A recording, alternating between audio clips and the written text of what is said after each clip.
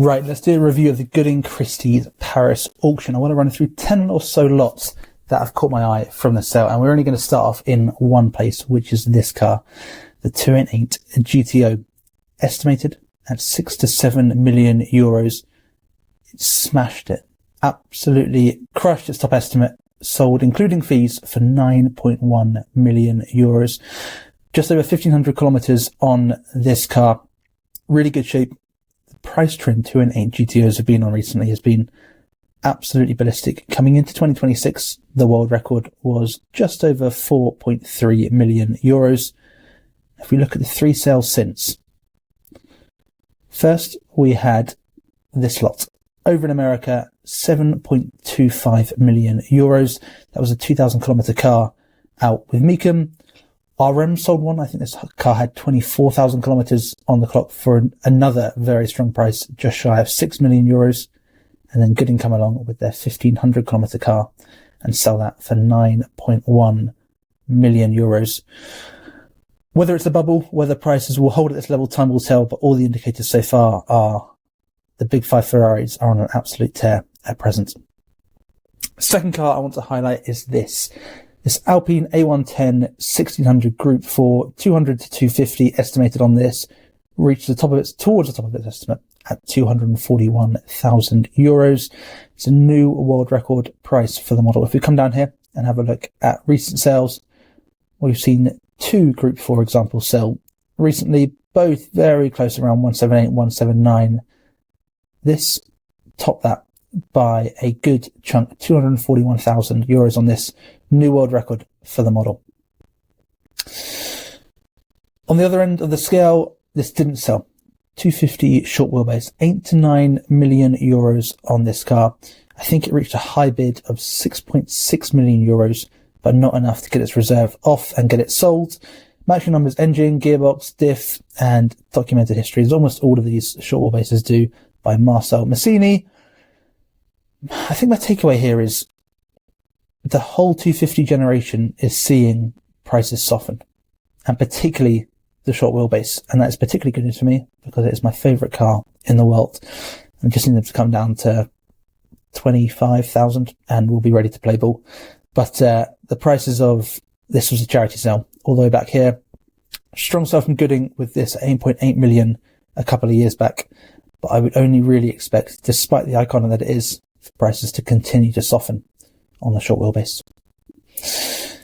A Ferrari that did do very well was this, a 2018 Ferrari FXXK Evo, the basically LaFerrari tuned on steroids, track only hypercar. Estimated at 5.5 to 6.5, sold for just under 7 million euros. The amazing thing that caught my eye here is it's only driven 95 kilometers. Okay, surprising. But every single one of those miles was exclusively driven by Ferrari technicians. In other words, the owner has never actually driven this car. Maybe that was a smart move because it absolutely crushed the previous world record that was set at 5.6 million euros and it sold all the way up here at 6.98 million. Huge money for that car. Another world record was this Maserati Shamal, 80 to 100 was the estimate on this. Sold, including fees, at 109,000 euros. It's about 20% above any price we've seen for one of these Shamals previously. Another Ferrari that did well was this, a 512 TR Speciale. They only made 15 of these cars. I think it was made to commemorate 15 years of the Ferrari having their official distributor over in Japan. So just 15 cars made. They come up super, super rare to see these transact. And this smashed its estimate of 450 to 600 when it sold for 747,000 euros. Beautiful spec, really well maintained car. 3 fastidious Japanese owners behind this. So looked after as you would hope and appreciate. And it made all the money in the world. The next two cars are tales of 1960s vehicles, and you hear people talk about the generational shift and people losing interest in pre-war cars or certain eras and genres or other 90s cars doing particularly well. It's a little bit broad brush to say that. If I look at this, 30 to 40 on this 1300 GT Junior, lovely step nose example here, sold at 41,000 euros. The point here is less about the price, but more about the price trend. You see this dotted blue line that comes through here. Despite it being a car of an era that really shouldn't be in vogue, you look at the appreciation on that car.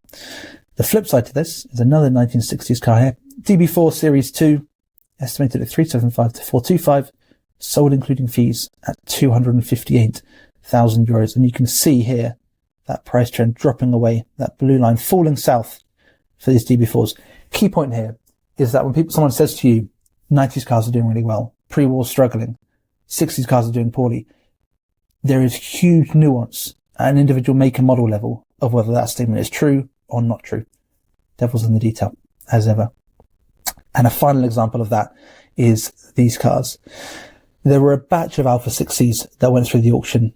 This one here, estimated at 3 to 400, sold at 161. 6 to 700 on this, sold at 342. 100 to 150, sold at 59. 250 to 350, sold at 80. All those 6Cs obviously well below that, well below estimate. Many of those were the lowest prices we've seen in recent years. 1920s, 1930s pre-war cars, struggling. But then on the flip side, we've got this beautiful teardrop Talbot Lago T150, estimated at 6.5 to 7.5, sold at 6.75 million euros. That is a very respectable price, a price we have seen in the region of before for this car. And that sale there is no disgrace whatsoever. It is not a declining market, as you see with other examples. Key point here again is pre-war cars saying they are up, they are down. It is a very nuanced picture. Do not be so simplistic. But there we are. There are 10 picks from the Gooding Christie's auctions. You can see all the results on our website or app. What caught your eye? Let me know down in the comments below.